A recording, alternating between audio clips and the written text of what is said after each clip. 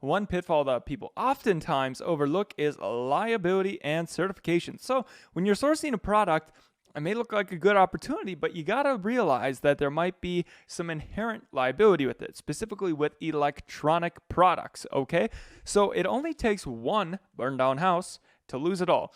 And that's always been my methodology. So you always want to make sure to look into, think of this. How could I get sued? And this is why I typically stay away from anything electrical, anything that touches a baby, or anything that goes inside people. Now, you can do this.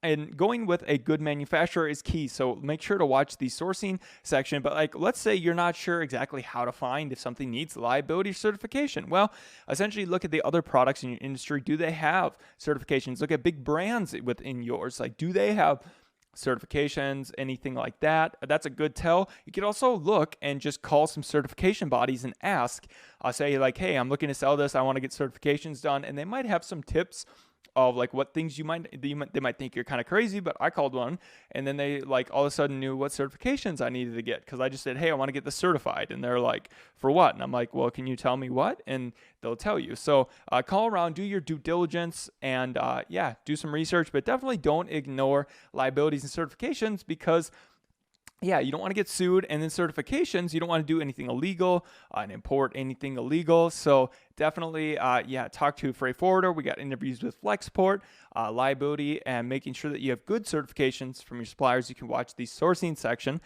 where we show how to see if you have a good certification or whatnot. But just be aware of this before you actually go forward with the idea.